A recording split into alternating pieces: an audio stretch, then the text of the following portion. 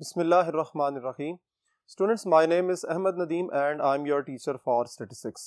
Chapter number 15 association हम study कर रहे हैं और कुछ टर्म्स और टर्मिनोलॉजीज को अंडरस्टैंड करने के बाद हम न्यूमेरिकल पोर्शन की तरफ बढ़ रहे हैं। हमने कुछ न्यूमेरिकल्स को पिछले लेक्चर्स में भी सॉल्व किया है और आज हम एक नई टेक्निक के साथ न्यूमेरिकल को सॉल्व करेंगे। तो चलिए बोर्ड की तरफ देखते हैं और देखते हैं कि हमारा आज का नया टॉपिक क्या है और उससे रिलेटेड न्यूमेरिकल कैसे सॉल्व होगा।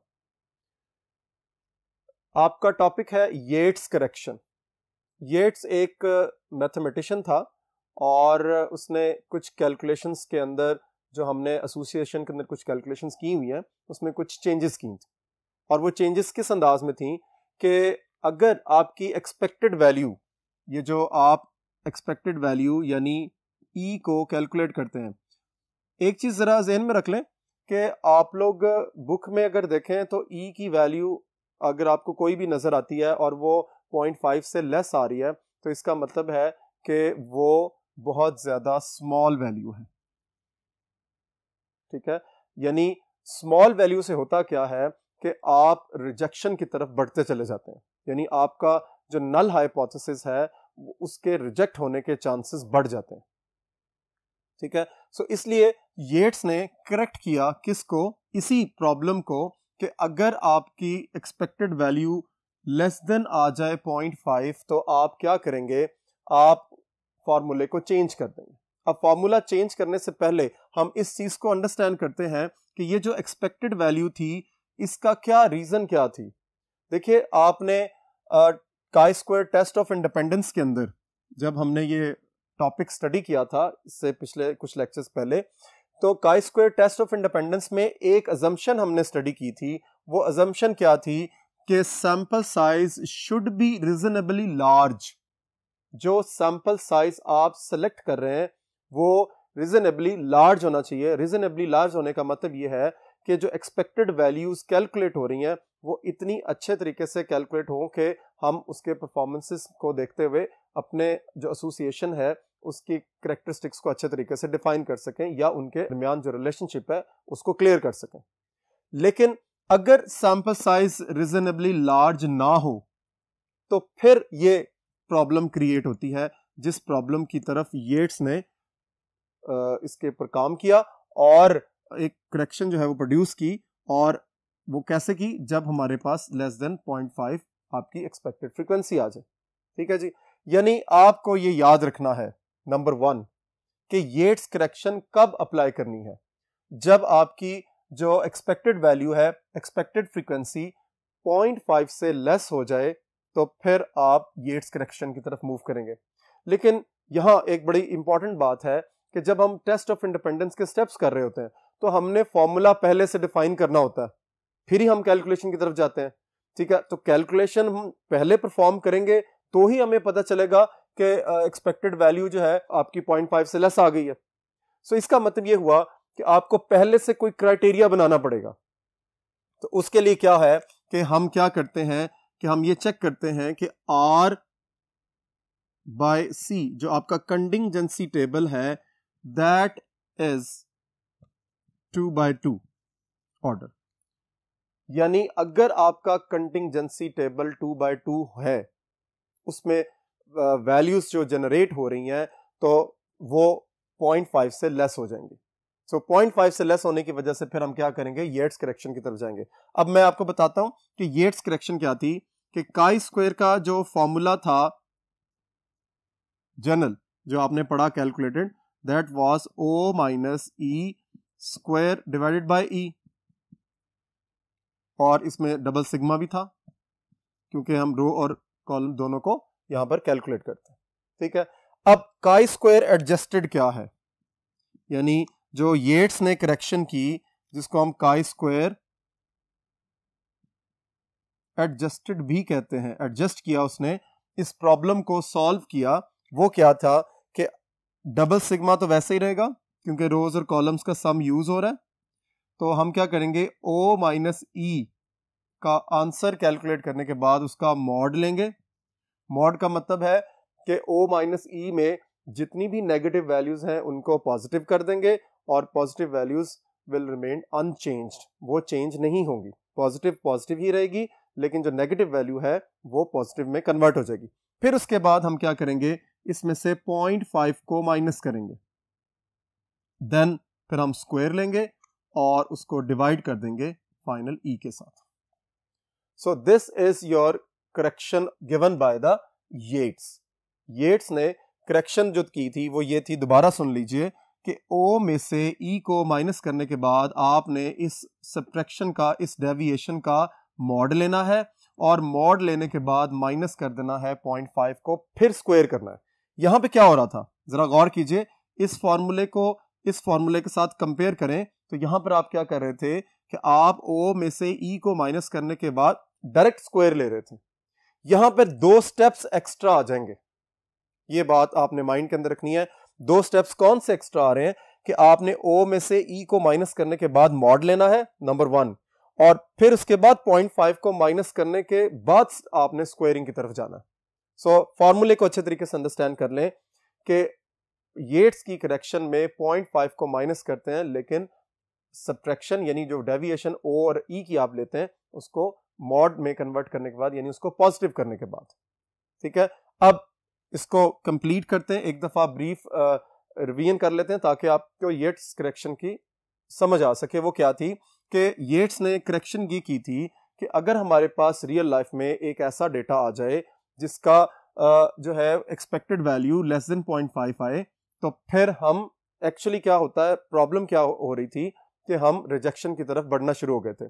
अब रिजेक्शन को अवॉइड करने के लिए, बहुत ज्यादा रिजेक्शन को अवॉइड करने के लिए हमने क्या किया, येट्स ने हमें बताया कि आप क्या करो कि ओ में से ई को माइनस करने के बाद उसमें मॉड प्रोड्यूस करो, यानी उसकी वैल्यूज को पॉजिटिव कर दो, और फिर 0.5 को माइनस करने के बाद स्क्वायर लें और फिर उसका ई से डिवाइड कर दें। ठीक है जी। अब इसी फॉर्मूले को हम अप्लाई करते हैं कब, जब हमारे पास आर बाय सी यानी जो ऑर्डर ऑफ कंटिंजेंसी टेबल है वो 2/2 हो। यानी इसका मतलब ये हुआ कि 2/3 पर, 3/2 पर, 3/4 पर, 4/3 पर, ये वो ऑर्डर्स हैं जो मैंने कुछ आपके सामने एग्जांपल्स लिखी हैं कि इन ऑर्डर्स में हम जनरल फार्मूला, यानी जो इससे पहले हमने लास्ट लेक्चर में फार्मूला पढ़ा था और उसके न्यूमेरिकल सॉल्व किया था, हम इसी को ही स्टडी करेंगे। लेकिन जैसे ही आप 2/2 में जाएंगे तो 2/2 में आपका फार्मूला चेंज हो जाएगा और वो O minus E mod minus 0.5 बन जाएगा, और फिर उसकी स्क्वायरिंग करने के बाद आप एक्सपेक्टेड वैल्यू से डिवाइड करेंगे। तो चलिए बोर्ड नंबर 2 की तरफ चलते हैं और इससे रिलेटेड एक न्यूमेरिकल एग्जांपल को सॉल्व करते हैं।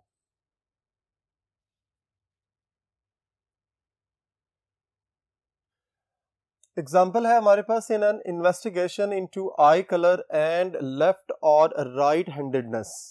बड़ा इंटरेस्टिंग क्वेश्चन है कि हम इन्वेस्टिगेशन कर रहे हैं आई कलर और लेफ्ट और राइट हैंडेडनेस में। इसका मतलब यह है कि आई कलर की डिपेंडेंस है किसी पर्सन के लेफ्ट और राइट हैंडेडनेस होने के वाले से। यानी हम ये देख रहे हैं कि अगर कोई पर्सन लेफ्ट हैंडेड है तो क्या उसकी आई कलर जो है वो ब्राउन है या ब्लैक है। इसी तरह हम ये देखते हैं कि अगर कोई पर्सन राइट हैंडेड है, अपना काम राइट हैंड से करता है, तो क्या उसका कलर ब्लैक होगा या वो ब्राउन होगा।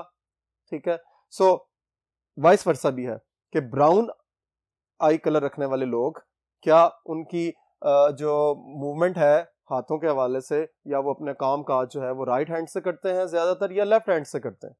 सो ये दोनों एट्रीब्यूट्स हैं, इनके दरमियान हमने चेक करना है कि do these results indicate at 5% level of significance and association between eye colour and left और राइट हैंडेडनेस। ठीक है जी। अब टेबल को भी अंडरस्टैंड कर लें, आई कलर ब्लू है और ब्राउन है आपके पास, इसी तरह हैंडेडनेस में लेफ्ट और राइट है। अब जरा देखिए, मैंने पहले भी आपको बताया था कि टेबल को अंडरस्टैंड करेंगे तो आपको इसकी रियल सेंस का आइडिया हो सकेगा। वो जो हम बात करते हैं फ्रीक्वेंसी की, वो क्या है एक्चुअली। 15 का मतलब क्या है? 15 का मतलब ये है कि जिन लोगों का डेटा इकट्ठा किया गया, जिन लोगों का डेटा ऑब्जर्व किया गया या चेक किया गया, उनमें 15 लोग ऐसे मिले कि जो लेफ्ट हैंड से काम करते थे और उनकी जो आई कलर था वो ब्लू था। इसी तरह 80 लोग ऐसे मिले कि जो राइट हैंड से काम करते थे और उनकी आईज का कलर क्या था, ब्राउन था। सो इसी तरह 85 है और 20 है। अब हमने क्या करना है, इसको चेक करना है एसोसिएशन, ठीक है। आज हम H0 और H1 वो जो नल और अल्टरनेट हाइपोथेसिस है उसका एक और जो है वो डिस्क्रिप्टिव वे स्टडी करेंगे और देखेंगे कि H0 और H1 को किस अंदाज में और भी लिखा जा सकता है, ठीक है। तो चलिए सोल्यूशन देखते हैं कि सोल्यूशन में हमारा पहला स्टेप यही होता है कि हम डिफाइन करते हैं क्या, H0 में इससे पहले जो क्वेश्चन हमने सॉल्व किया था उसमें हमने लिखा था एट्रीब्यूट्स आर इंडिपेंडेंट। अगर हम वही लिखें तो हम क्या लिखेंगे, eye colour and handedness are independent. लेकिन अब हम थोड़ा सा इसको चेंज करने लगे हैं। इंडिपेंडेंसी का मतलब है कि कोई रिलेशनशिप नहीं है, नो एसोसिएशन। सो हम स्टार्ट कहां से करेंगे, there is no relationship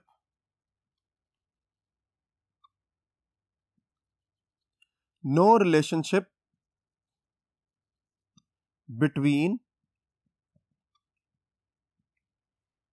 attributes are independent।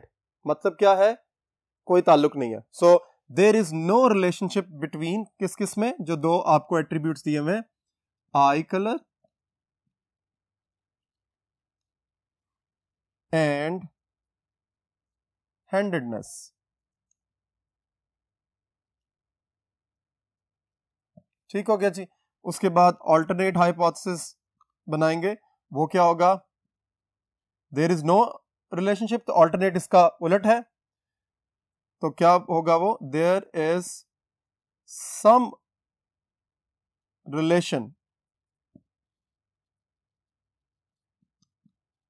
Relationship जिसको हम एसोसिएशन भी कहते हैं। एसोसिएशन भी यहां लिख सकते हैं, रिलेशनशिप भी लिख सकते हैं। तो बेहतर है कि आप एसोसिएशन लिखें, लेकिन अगर आप रिलेशन भी लिख देते हैं तो वो भी गलत नहीं होगा। So there is some relationship और association between eye colour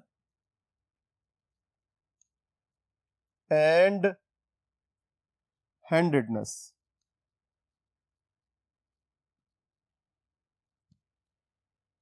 clear होगी बात जी। आपका अल्टरनेट हाइपोथेसिस और नल हाइपोथेसिस डिफाइन हो गया। उसके बाद हमारा नेक्स्ट स्टेप क्या था जी, स्टेप नंबर 2, वो था लेवल ऑफ सिग्निफिकेंस।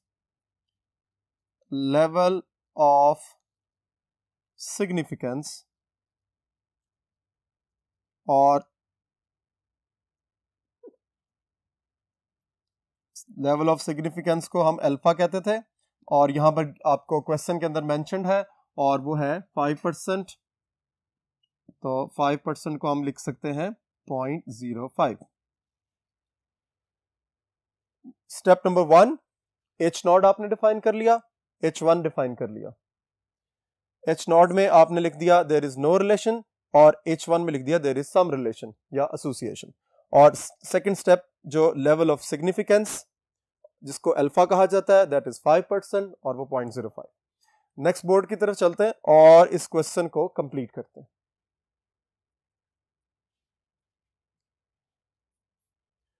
जी, हम लोग क्या करते हैं जी, थर्ड स्टेप में हम फॉर्मूला अपना डिफाइन करते हैं।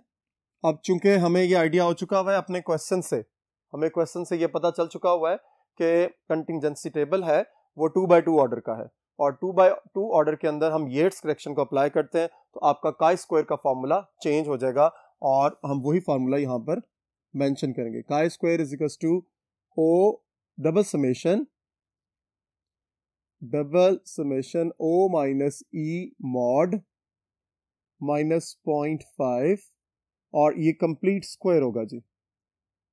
इसको हम यहां से स्क्वायर करेंगे और डिवाइड करेंगे ई के साथ, यानी ओ में से ई को माइनस करेंगे, उसका मॉड लेंगे और 0.5 को माइनस करने के बाद उसका स्क्वायर ले लेंगे, ठीक है जी, और फिर ई से डिवाइड करेंगे।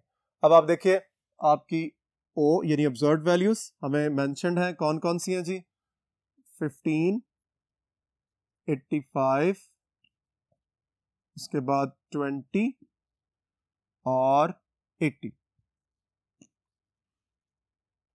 देन हम क्या करते हैं जी, एक्सपेक्टेड वैल्यू कैलकुलेट करते हैं, और वो क्या होती है जी, row total multiply by column total divided by grand total. तो देखिए हम यहाँ पर रो टोटल और कॉलम टोटल को कैलकुलेट करेंगे। यहाँ टेबल को मैं दोबारा आपके लिए जनरेट कर रहा हूँ।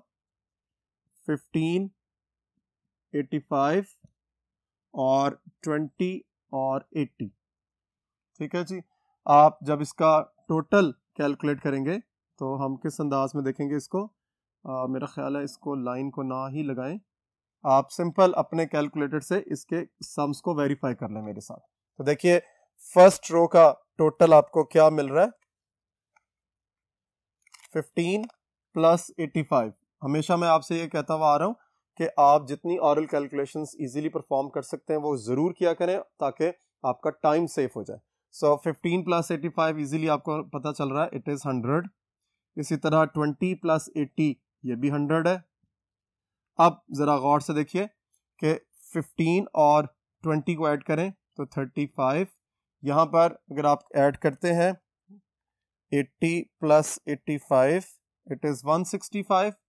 तो आप जो ग्रैंड टोटल है वो आपके पास 200 आ जाएगा। 165 plus 35 is 200 and 100 plus 100 is 200। तो इस तरह आपको सम्स जो है वो यहाँ कैलकुलेट हो गए। अब फर्दर हम क्या करेंगे, मैंने आपको बताया था कैलकुलेशंस को किस तरह करना है।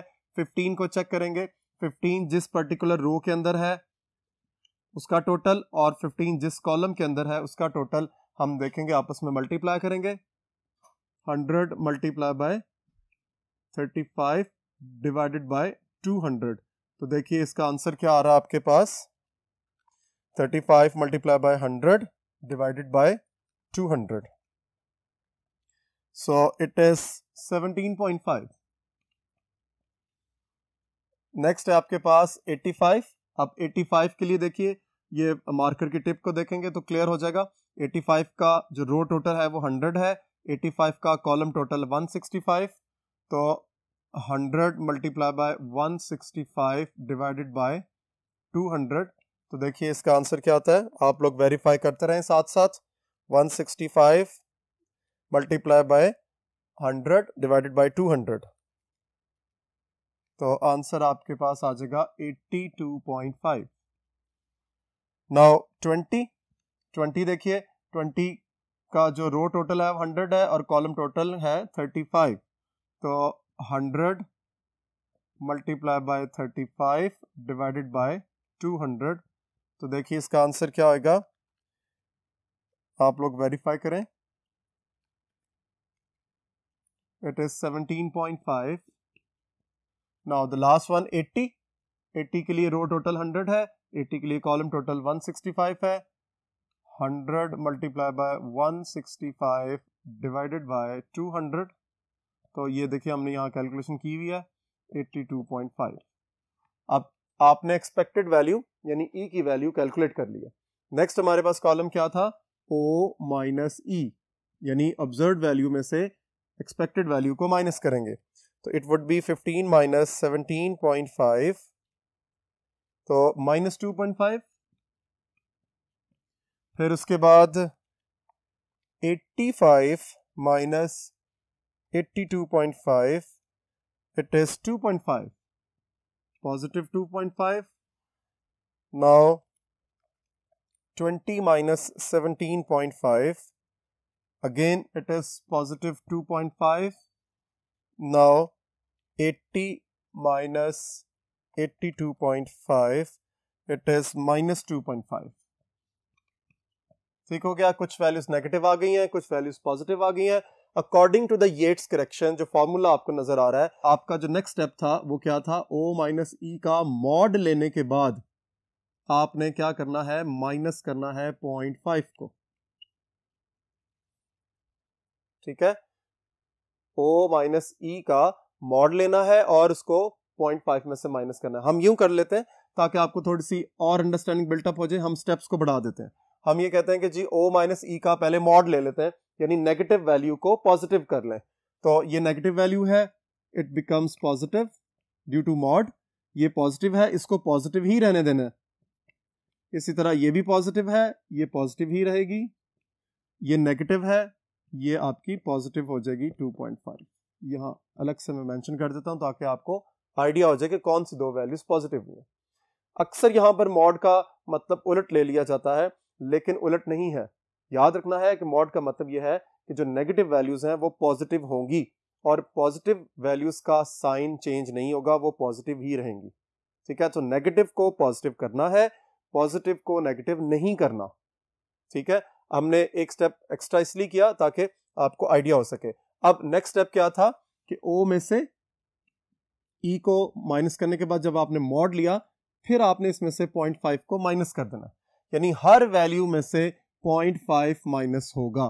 तो 0.5 माइनस करें, 2.5 माइनस 0.5 इज 2, फिर 2.5 माइनस 0.5 इज 2।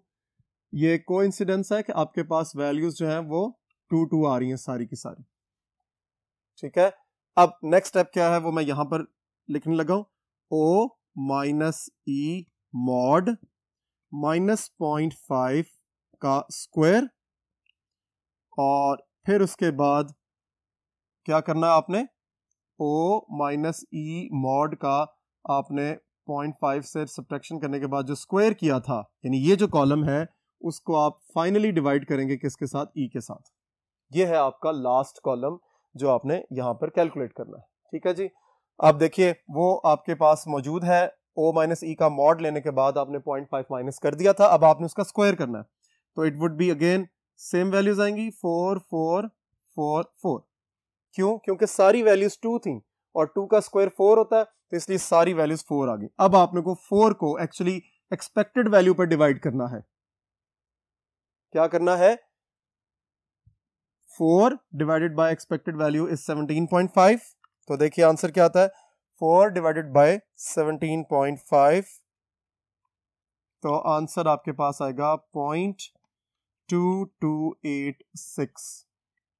नेक्स्ट आपके पास क्या है, 4 डिवाइडेड बाय 82.5, तो आंसर है जी 0.0485। नेक्स्ट फिर 4 डिवाइड होगा 17.5 से, देखिए हम ऑलरेडी इसको डिवाइड कर चुके हैं। इस तरह आपने अपनी कैलकुलेशंस को बहुत ध्यान से देखते हुए शॉर्ट करना है, अपने टाइम को सेव करना है। यानी मैंने 4 को देखिए पहले स्टेप में डिवाइड किया हुआ है 17.5 से, अब मैं अगले स्टेप में दोबारा इसको नहीं करूंगा क्योंकि ऑलरेडी वही आंसर मुझे दोबारा मिलने वाला है।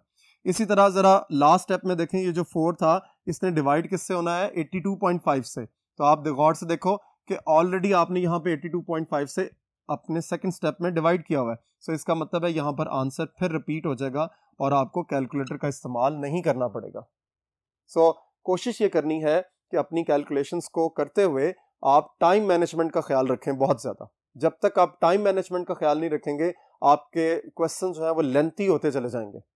ठीक है, अब लास्ट हमारा जो स्टेप था वो ये था कि इस कॉलम का आपने सम करना है और अकॉर्डिंग टू दिस फॉर्मूला। जरा गौर से देखिए, तो क्या है जी, 0.2286 प्लस 0.0485 प्लस 0.2286 प्लस 0.0485। तो देखिए जी आंसर फाइनली जो काई स्क्वायर कैलकुलेटेड आया है वो आया है 0.5542। ठीक हो गया, यानी ये आपके पास फाइनल आंसर आया है कैलकुलेशन के अंदर। जब आप काई स्क्वायर को कैलकुलेट करते हैं, काई स्क्वायर की वैल्यू को कैलकुलेट करते हैं from observed and expected values, तो फिर आपके पास आंसर आ गया है 0.5542। वापस बोर्ड नंबर 1 की तरफ चलते हैं और इस क्वेश्चन के आंसर को कंक्लूड करते हैं कि क्या आंसर प्रोड्यूस होगा। हम अपनी कैलकुलेशंस कंप्लीट कर चुके हैं। काई स्क्वायर की जो वैल्यू हमने कैलकुलेट की है थ्रू फार्मूला, दैट इज 0.5542। ठीक है, उसके बाद हमारा नेक्स्ट स्टेप जो है वो क्रिटिकल रीजन का है। और क्रिटिकल रीजन हम क्या डिफाइन करते थे कि रिजेक्ट कर दें H0 को इफ काई स्क्वायर कैलकुलेटेड। इसको हम काई स्क्वायर C भी लिख सकते हैं और सिंपल काई स्क्वायर भी लिख सकते हैं। इट इज़ नॉट नेसेसरली कि आप जो है वो सी लाजमी लिखें, लेकिन सी लिखने का मकसद सिर्फ ये होता है कि आपको ये आइडिया हो सके कि सी से हम मुराद ले रहे हैं कैलकुलेटेड वैल्यू, जो हमने फार्मूले के थ्रू ऑब्जर्व्ड वैल्यूज और एक्सपेक्टेड वैल्यूज से कैलकुलेट की हुई है। So chi square calculated is greater than equals to chi square tabular, और वो टेबुलर वैल्यू क्या होती है, v1 माइनस अल्फा। अब v का फॉर्मूला भी आप जानते हैं अच्छे तरीके से, r minus 1 into C minus 1। r stands for rows and c stands for columns. तो यहाँ पे देखिए हमने इसको कैलकुलेट किया था, r की वैल्यू 2 है, 2 माइनस 1 इंटू 2 माइनस 1, देखिए ये भी 1 हो गया, ये भी 1 हो गया, 1 1 से मल्टीप्लाई होगा, तो फाइनली v का आंसर आपके पास 1 आ जाएगा। और उसके बाद देखिए 1 माइनस अल्फा क्या है जी, अल्फा आपके पास 0.05 था, 1 माइनस 0.05 ये आपको क्वेश्चन में मेंशन्ड है, so it is 0.95। So finally आपके पास काई स्क्वायर जो टेबल से आपने कैलकुलेट करना है v into 1 minus alpha, that is equals to chi square 1,0.95। और ये मैंने आपको लास्ट लेक्चर में भी बताया था कि किस तरह आप इसको देखेंगे। ये टेबल है जो आपकी बुक के अंदर मेंशन्ड है, इसका पेज नंबर 298 है। आप क्या करेंगे, आप उस टेबल के अंदर देखेंगे, फर्स्ट रो में आपको काई स्क्वायर की डिफरेंट वैल्यूज बताई जा रही हैं, 0.05 से लेकर 0.95, 0.97 एंड सो ऑन। और उसके बाद फर्स्ट कॉलम के अंदर आपको v 1 2 3 4 ऑनवर्ड्स v की वैल्यूज बताई हुई है। हमने क्या चीज चेक करनी है कि v की वैल्यू 1 हो और 1 माइनस अल्फा यानी 0.95 आपके पास काई स्क्वायर के साथ इन्वॉल्व हो। तो देखिए हमारी फर्स्ट वैल्यू 1 है, उसी तरह हम रो के अंदर जाएंगे, यहां से देखिए मार्कर की टिप को देखें कि 1 है, इसको देखते हुए आगे की तरफ जाएंगे, आपके पास डिफरेंट काई स्क्वायर आएंगे, आप उसको छोड़ते जाएंगे और जहां पर 0.95 आएगा वो वैल्यू सेलेक्ट कर लेंगे जिसको मैंने रेड से हाईलाइट किया हुआ है। देखिए यहां पर जब आप 2 में आते हैं तो 2 में क्या है, आपके पास 5.89 है, 3 के लिए आपके पास क्या है 7.81। तो हमने ये वैल्यूज नहीं लेनी, हमने वो वैल्यू लेनी है कि जो काई स्क्वायर 0.95 को रिप्रेजेंट करे लेकिन v1 के लिए हो। ठीक है, सो यहां पर आपको क्या वैल्यू नजर आ रही है, 3.84। ठीक है, अब 3.84 का कंपैरिजन किससे होगा, जरा गौर से देखना आपने, ये है आपका 3.84, इसका कंपैरिजन करना है आपने कैलकुलेटेड वैल्यू से। तो क्या ये प्रूफ हो रहा है, जरा गौर से देखिए, क्या ये जो कैलकुलेटेड वैल्यू है 0.5542 ये आपकी टेबुलर वैल्यू से बड़ी है, जरा गौर से देखिए। हम लिख रहे हैं कंक्लूजन के अंदर एज 0.5542 इज लेस देन 3.84। नजर आ रहा आपको, यानी ये वाली कंडीशन प्रूफ नहीं हुई। अगर ये कंडीशन प्रूफ नहीं हो रही या ये कंडीशन फुलफिल नहीं हो रही या ये कंडीशन सेटिस्फाइड नहीं हो रही, तो फिर हम क्या चीज करेंगे, हम H नॉट को उस वक्त रिजेक्ट करते हैं जब ये कंडीशन कंप्लीट हो जाए। चूंकि कंडीशन कंप्लीट नहीं हुई, चूंकि कंडीशन आपकी वेरीफाई नहीं हुई, तो फिर इसका मतलब है H नॉट को रिजेक्ट नहीं कर सकते। ये यहां से देखिए, ठीक है, कि ये वैल्यू लेस देन है, अगर ग्रेटर होती तो हम रिजेक्ट करते, क्योंकि ये कंडीशन ऑफ ग्रेटरनेस के अंदर आ रही है। सो हम क्या लिखेंगे, so we do not reject H not. और do not reject H not का मतलब क्या है कि H नॉट रिजेक्ट नहीं हो रहा, मींस कि हम H नॉट को एक्सेप्ट कर रहे हैं, कि हम उसकी बात मान रहे हैं। सो H नॉट के अंदर हमने क्या लिखा था, आपको जरा थोड़ा सा पीछे जाना पड़ेगा और जरा देखें कि हमने H नॉट में क्या लिखा था, there is no association between the attributes. ठीक है, यानी H नॉट में हम क्या लिखते होते हैं, एट्रीब्यूट्स आर इंडिपेंडेंट। इंडिपेंडेंट का मतलब no association, no relationship. So we do not reject H naught and conclude that, क्या कंक्लूड करेंगे चूंकि एच नॉट को रिजेक्ट नहीं कर रहे तो हम उसकी बात वहीं पर क्लियर यानी मान रहे हैं। और वो क्या मान रहे हैं हम कि आपके जो एट्रीब्यूट्स थे वो क्या थे, and conclude that eye colour and handedness are independent. क्योंकि एच नॉट के अंदर आप यही लिखते हैं। अच्छा, अब यहां पे कुछ स्टूडेंट्स कहेंगे कि जी हमने तो एच नॉट के अंदर ये नहीं लिखा। तो आपने, अगर आप ये लिख देते हैं तब भी एक्सेप्टेबल है, लेकिन अगर आपने जो स्टेटमेंट एच नॉट के अंदर लिखी हुई है वही डायरेक्ट आप कॉपी कर दें वो भी ठीक है। और वो स्टेटमेंट क्या थी, यानी मैं इसको रेड से ब्रैकेट में लिख रहा हूं ताकि आप इसको और के साथ या ये स्टेटमेंट लिख दें या दूसरी स्टेटमेंट आप लिख दीजिए। क्या कंक्लूड कर रहे हैं आप यहां से, and conclude that there is no relationship या एसोसिएशन बिटवीन, कौन कौन से वेरिएबल्स थे, between eye colour and handedness.